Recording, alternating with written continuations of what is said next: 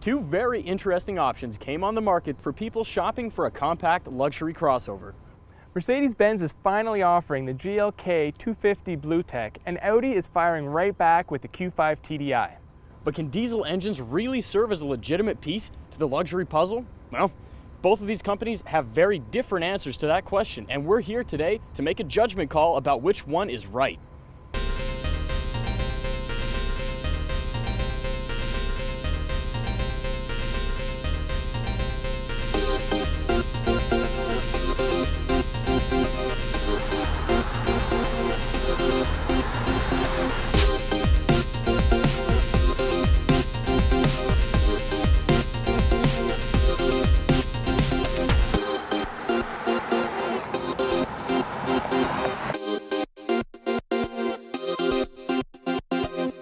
The Q5 is powered by Audi's 3-liter turbocharged diesel V6 that develops 240 horsepower and 428 pound-feet of torque. That's mated to an 8-speed automatic transmission and is rated to get 24 miles per gallon in the city and 31 miles per gallon on the highway. Despite the bigger engine compared to the Mercedes, it's only down 2 miles per gallon overall at 26 combined. A base Q5 TDI costs $46,500, but our generously equipped Q5 TDI is roughly $10,000 more expensive. But you don't have to spend that much money. In fact, the GLK starts at just under $40,000 and our test model is about $49 grand.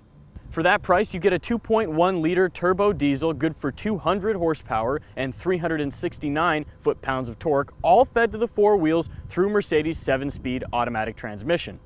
It's rated at 24 miles per gallon in the city and 33 on the highway, or 28 miles per gallon combined, although it's worth noting that in real-world testing, we're finding that it is quite a bit more efficient than the Audi. When it comes to looks, the Q5 is the sportier of the two and features all the right curves in all the right places, as well as that signature grille all Audis are known for. It doesn't look as much like a wagon or a cube as a Mercedes does, and in the back there are these unique D-shaped tailpipes. For diesel maybe? Happily missing back here though is any excessive badging to muck up the design. No green this or eco that, just clean styling, a staple of Audi design. Here's what I love about the GLK. Even at the base trim, it's very, very sexy. For example, this car has the base 19-inch wheels, and honestly, the AMG package looks good, I'll admit that, but I'd be just as happy to save the money and drive around in this car. Sharp angles, defined ridges, and its boxy shape stand out without seeming ostentatious. But here's my favorite part, the taillights. Now, I know you can't really see it in the daylight, but take it from me, there aren't many rear lamps on the market more worth staring at than those coming from Mercedes-Benz products. The Q5's interior is very polarizing. In the best German tradition, it's very functional and clean, yet sterile and emotionless. Audi has included all the right luxury equipment in this vehicle, like a huge panoramic sunroof, Bang & Olufsen sound system, and of course the programmable drive select modes.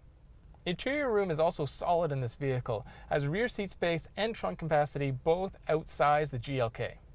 There's a little sport inside here, which includes the squared off bottom steering wheel and these nicely bolstered sport seats.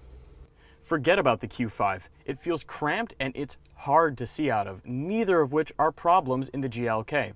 If you want to get an idea of how the two cars feel, try doing this, and you've got the Q5. But relax, let your shoulders down, and you've got an idea of how breathable the GLK is. Now, Mercedes interiors are an absolute high point. You have this organic, soft, smooth styling, little touches like air vents borrowed from the SLS, and just everything about it, the materials, the layout, it's simple, it's easy to use. You're not dealing with an all-out assault of buttons, knobs, and technology that's difficult to figure out. The interface for the radio is simple, and as much as I love that, sometimes it's also a little bit of a fault, because if you ask me, it's sort of slow to scroll through stations, and that's one of the things that ends up driving me nuts about this car. Speaking of which, what's up with the numbers pad? Guys, it's not the 80s anymore. Daimler, ditch it, please. And, you know, we've brought this up in other reviews.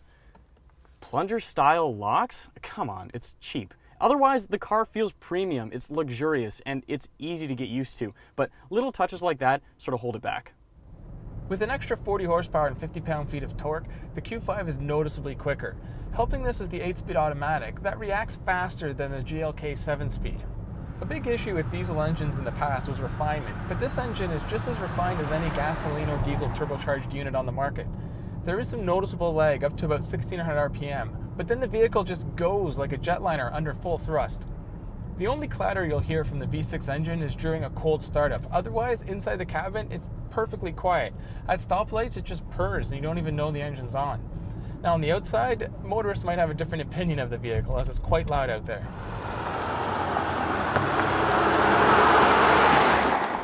Audi's been gaining a lot of fans lately due to the driver engagement in its vehicles, and this little crossover is no different. Even with the diesel engine, the Q5 is still pretty engaging to drive. I mean, it's even got the S-Line steering wheel, which you'd find in like a TTS or even the S5. Now, as Mike said earlier, diesel engines make an awful lot of noise, and this is the smaller of the two, but despite that, it still makes quite a growl. Thankfully, Mercedes has done a splendid job of deadening that noise for the cabin, so if you roll the windows down, you can hear it coming through, but otherwise, it's fairly quiet, except for one point while you're driving. If you're going up a steep grade very slowly, or even crawling around a parking lot, you'll notice that at low RPMs, there's a reverberation that goes through the entire cabin, and it's maddening. It's a small complaint, but I gotta think that Mercedes could fix it pretty easily with maybe an ECU tweak to affect where the car idles or sits at low speeds. For being down almost an entire liter of displacement, though, I gotta say, you know, Mercedes' engine really is plenty powerful. You have more than enough torque to dart through traffic, and with the sequential dual turbo system, you get all of that torque from about 1600 to 3000 RPM, which is more than enough. And aside from that, the difference between this car in terms of visibility and the Q5 is night and day. It's like being on a motorcycle and wearing a skull cap or a full face mask.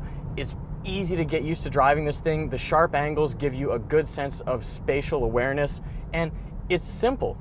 Now, with Audi's individual modes and all sorts of different driving settings, they take the shotgun approach at letting you customize the driving experience. Mercedes takes a more pragmatic system. You have an eco or a sport mode, and admittedly, the handling dynamics and the drive experience overall isn't quite as engaging, but it's fine, especially for a compact crossover.